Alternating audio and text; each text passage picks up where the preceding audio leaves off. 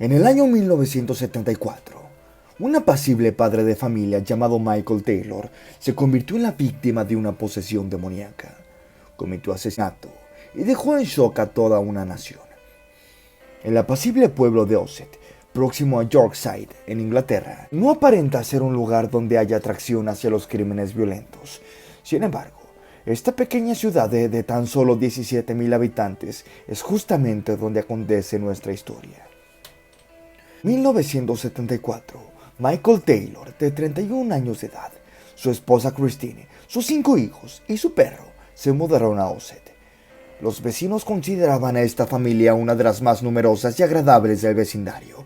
Describían a Michael como un sujeto amable, de buen carácter, así como un excelente padre y esposo. Aunque padecía de crisis regulares de depresión, provocadas por dolores crónicos en la espalda que le impedían realizar correctamente su trabajo, sin embargo, no era nada serio. Nunca hubo indicios de que algo anduviera mal en casa de los Taylor. Aunque no se había una población muy cercana a la religión, con muchos de sus residentes acudiendo fielmente a la iglesia cada semana, los Taylor nunca mostraban mucha devoción. Solían ausentarse de los servicios religiosos que ofrecía la parroquia ubicada cerca de su casa. Quizás esta falta de interés llevó a Barbara Wardman, una de las amigas más cercanas de Michael, a introducirlo en un grupo llamado Sociedad Cristiana de Estudios. Bajo el liderazgo de Mary Robinson, una joven de apenas 21 años de edad, la sociedad ofreció una religión bastante abierta y por encima de todo se identificaba como un grupo de estudios bíblicos. Michael mostró mucho interés inmediatamente por estas reuniones semanales y por frecuentar a este grupo. Encantado con los discursos de Robinson, él también se dedicó a dar testimonios y a ofrecer conferencias. Rápidamente quedó en evidencia que Michael se había enamorado de la señorita Robinson. Los otros miembros notaron su comportamiento inapropiado e intentaron excluirlo, pero Michael siempre negó cualquier tipo de atracción. Era evidente que él pasaba mucho tiempo con Mary, y que Michael se convirtió en el favorito de la ministra Robinson. Los miembros del grupo también notaron el súbito cambio en la forma en que Mary dirigía el grupo. Recurría a algo que llamaba el poder de Dios, supuestamente para exorcizar a personas que hubieran pecado. Además, argumentaba que los pecadores debían ser liberados de manifestaciones diabólicas a través de rituales que ella misma y Michael habían ideado. Con admirable seguridad, Mary afirmaba tener la habilidad de ver pequeños duendes entrando y saliendo a las personas, escondiéndose dentro de su piel, intentando poseer a los individuos y atraerlos al mal. Mary y Michael estaban convencidos de que determinados rituales podían sacar a los duendes y expulsarlos al infierno. En el método que habían creado podían distinguirse artefactos y palabras de poder, elementos de magia ritual, algunas nociones de teosofía, incluso enseñanzas del gran ocultista y mago Aleister Crowley. Uno de los rituales debía hacerse exclusivamente durante la luna nueva, con una daga de hierro y una vasija en la que se recogería la sangre del exorcizado. En otro, se invocaban nombres de diversos ángeles para que expulsaran a los demonios. Este cambio tan radical de rumbo terminó incomodando a la mayoría de los miembros de la sociedad que terminaron abandonándola. Sin embargo, otros se mantuvieron fieles a las enseñanzas y Michael se quedó en un grupo que poco a poco pasó a ser un culto. Su esposa e hijos ya no asistían a estas reuniones, que fueron trasladadas al sótano de una casa particular y que ya no se hacían en el lugar que había cedido la diócesis. El comportamiento de Michael con su familia también cambió radicalmente. Se convirtió en un hombre completamente diferente, callado, nervioso y agresivo. Christine estaba convencida de que el grupo estaba ejerciendo algún tipo de influencia negativa sobre su marido, y en esa época descubrió que Michael había abandonado también su empleo para dedicarse a un nuevo emprendimiento: escribir, junto con Mary Robinson, un nuevo evangelio. El problema llegó al punto de que Michael abandonó la casa alegando que necesitaba hacer un retiro espiritual donde buscaría la iluminación. Enfadada por su comportamiento, Christine lo acusó de mantener una aventura con Mary. Michael lo negó. Inmediatamente huyó descontrolado, se subió a su auto y desapareció. En los días siguientes, Michael no dio señales de vida. Se le notificó a la policía, pero simplemente parecía que se lo había tragado la tierra. Se supo de él hasta un mes después, cuando apareció en la sede de la Sociedad Cristiana de Estudios, asegurando que había percibido una presencia demoníaca intentando apoderarse de su cuerpo y obligándolo a cometer, según sus palabras, actos terribles. Mary aceptó hacerse cargo de él, empleando para esto uno de sus rituales de exorcismo. Durante este ritual, Michael explotó en una inmensa ira, al punto que se vieron obligados a detenerlo para que no agrediera físicamente a la ministra Robinson. Los testigos del exorcismo aseguraron que Michael se expresó en idiomas extraños, utilizó diferentes voces e incluso llegó a levitar. Más tarde, Robinson dio su versión de los hechos, y cito: «Llamé al poder de Dios. Pedí que intercedieran para liberar a Michael de cualquier influencia diabólica. Fue entonces cuando sus facciones cambiaron. Casi parecía una bestia. Mantenía sus ojos en mí con una mirada furiosa. Ordené que el demonio abandonara su cuerpo, pero empezó a gritar y a escupir. También hablaba lenguas extrañas. Me quedé petrificada. Logré ver una figura sobre él, como si fuera una presencia inmaterial. Un demonio con alas y cuernos que posó sobre su cuerpo como una enorme sombra. Sentí el hedor nauseabundo del azufre. Pedí ayuda divina e imploré para que Jesús arrojara a la bestia del infierno. Solo entonces empezó a desaparecer y Michael se tranquilizó. Más tarde, Michael declaró no recordar nada de lo que había pasado. Los testigos confirmaron que estaba sumamente alterado, evidentemente fuera de sí, pero no pudieron observar ningún tipo de ente diabólico o sentir el olor a azufre. Pese a todo esto, Michael recibió el perdón de Mary y los amigos lo llevaron a su casa. La familia lo recibió con alivio, prometiendo que todo saldría bien de ahí en adelante. Pasó varios exámenes y parecía gozar de una excelente salud física. Pasaron 3 semanas sin el más mínimo inconveniente. Sin embargo, entonces empezó a dar señales de que algo andaba muy mal. Michael despertaba a gritos en la medianoche. Se alimentaba de carne cruda. Rompía los muebles de la casa, hablaba en idiomas desconocidos y se carcajeaba como un auténtico loco. La situación se volvía tan delicada que Christine envió a los niños a casa de sus amigos y solicitó a algunos vecinos que le ayudaran a atar a su esposo a la cama. Era por todo sabido que la cultura de Michael se arruinaba progresivamente y que podía ser un peligro si llegaba a quedar libre. Mary entró en contacto con varios sacerdotes afirmando que fuerzas demoníacas se habían apoderado del cuerpo de Michael y que su alma corría un grave peligro. El párroco local visitó la casa y quedó sorprendido con lo que vio allí. La atmósfera de la casa era helada. Adentro hacía 10 grados menos que en el exterior. Michael rechinaba los dientes, gritaba y hablaba en lenguas desconocidas, en arameo, según testigos que estuvieron en el lugar. Escupía, vaciaba y mordía a todo aquel que se le acercara. Lo mantenían atado a la cama con cuerdas que le lastimaban los brazos y tobillos, pero nadie se atrevía a acercársele.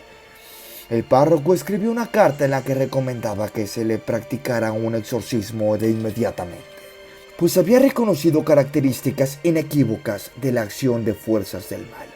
En general, una petición de esta naturaleza requiere un examen completo y de una verificación psiquiátrica, pero sorpresivamente, el obispo de Yorkshire otorgó el permiso para llevar a cabo el exorcismo de inmediatamente. 2 religiosos, el ministro Peter Vince y el reverendo Raymond Smith, fueron solicitados para ejecutar el exorcismo. El ritual inició la medianoche del 5 de octubre de 1974 en la iglesia de St. Témesis, donde se encontraba Michael después de que lo trasladaran bajo efectos de sedantes. Aquella noche, los 2 sacerdotes serían puestos a prueba como nunca antes. Apenas arrancó el exorcismo, Michael sufrió una serie de convulsiones incontenibles y desplantes en los que mordía, escupía y arañaba. Lo ataron a un pesado banco de madera y lo inmovilizaron con cuerdas. Durante 8 horas, Michael, o quien sea que haya estado dentro de su cuerpo, recibió oraciones. Fue rociado con agua bendita y fue obligado a renunciar al cuerpo que pretendía quedarse. El reverendo Smith afirmó que más de 40 demonios habitaban al mismo tiempo el cuerpo de Michael, entre ellos entes que promovían incesto, bestialidad, blasfemia, lujuria, herejía, masoquismo y conocimiento carnal. Estos supuestos seres se jactaban de haberse instalado en Michael y a obligarlo a hacer cosas horribles en el periodo en que se había ausentado.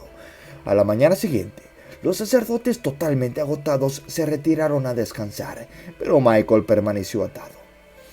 Decidieron dar continuidad al ritual por la tarde, pues algunas entidades todavía permanecían en el cuerpo del hombre. Los sacerdotes creían que la posesión estaba vinculada con los rituales de ocultismo y estudios sobre brujería que habían hecho en la sociedad, que esto le abrió las puertas al mal para que entraran a su cuerpo. Christine visitó la iglesia durante el exorcismo y quedó impactada por lo que vio. No reconocía a su esposo. Durante el ritual, uno de los demonios que hablaba a través de Michael contó que él los había invocado y que por eso tenían derecho a quedarse allí el tiempo que ellos quisieran. También proclamó que antes de irse matarían a una persona y la llevarían al infierno. Agotados física y mentalmente, los sacerdotes se retiraron nuevamente a la sacristía a descansar, mientras una enfermera suministró tranquilizantes a Michael para que durmiera. Este es el punto donde la historia se vuelve aún más oscura. Lo que sea que haya afligido a Michael, un ejército de demonios o una enorme enfermedad mental, lo había dotado de una fuerza descomunal. Alrededor de las 10 de la mañana, apenas 2 horas después de que los sacerdotes se habían ido a descansar, Michael logró zafarse de las ataduras y huyó de la iglesia sin que nadie se diera cuenta. Se escabulló por el vecindario y fue directo a casa, donde encontró a su esposa dormida en la habitación matrimonial. Michael la atacó de forma brutal, estrangulándola hasta la muerte con sus propias manos, perforándole los ojos con una punta de un lápiz, arrancándole la lengua y viéndole casi todo el rostro de una forma salvaje. Cuando terminó, Michael se fue contra el perro y lo trozó miembro por miembro. A continuación, salió desnudo de su casa, cubierto de sangre de pies a cabeza, vagando sin destino y gritando: «¡Esta es la sangre de Satanás!». Los aterrorizados vecinos solicitaron a la policía y una patrulla rápidamente llegó al lugar. 3 de ellos, 3 policías armados, con macanas y armas, lograron dominar a Michael, que todavía tenía fuerzas para resistirse e intentar escapar. Dentro de la casa encontraron el cuerpo muerto de Christine, con un charco de sangre. Pese a todo este horror de aquel día, la tragedia pudo haber sido mucho peor, ya que los hijos de Michael tenían previsto regresar por la mañana. Sin embargo, gracias a la gripe que le dio a uno de estos, ellos volvieron más tarde a su hogar. Aquel crimen tan sangriento y la historia de exorcismo, asesinato y locura hicieron añicos la tranquilidad que se respiraba en Osset. Provocaron un frenesí en la prensa británica. Michael fue enviado a un manicomio y medicado con dosis masivas de drogas fuertes. La diócesis de Osset fue acusada de negligencia por no informar la existencia de una persona con una profunda perturbación mental. A Michael lo diagnosticaron con un cuadro de esquizofrenia y psicosis. Mientras toda la nación batía los hechos, la opinión pública se dividía entre aquellos que creían en la posesión demoníaca y los que creían que el problema era mental. Las críticas también le llovieron a la diócesis de Osset y los responsables directos del exorcismo, el párroco y el ministro. El fiscal convocó a psiquiatras que afirmaron categóricamente que el ritual había alimentado a las fantasías y las creencias transgiversadas de Michael. En palabras del fiscal, fue como intentar apagar un incendio con gasolina.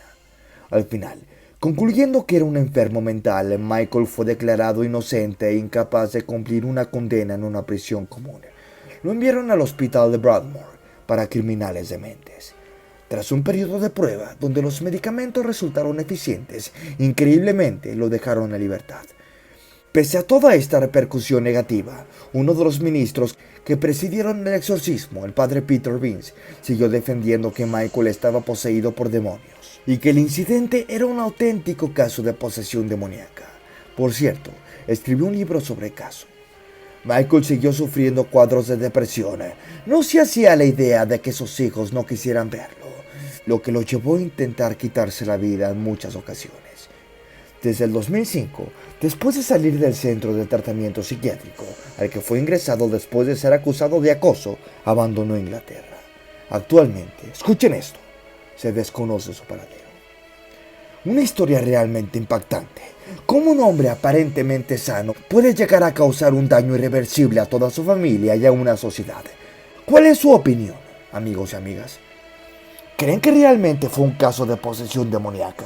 ¿O creen que esto fue debido a un brote psicótico de este imperdonable hombre llamado Michael Taylor? No duden en dejar en la caja de comentarios su opinión, que nos interesaría mucho conocerlo. Aquí es su amigo Pepponstein reportándose. Un saludo.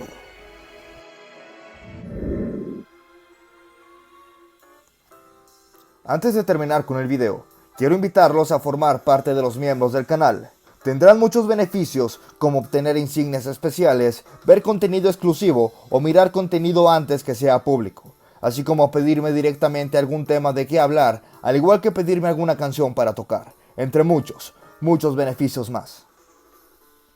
Si mi trabajo les gustó, los invito a que dejen su like y se suscriban al canal, ya que me ayudan un montón a continuar con este proyecto, además de que es totalmente gratis. Larga vida a todos ustedes, amigos, y recuerden, ¡Let's rock!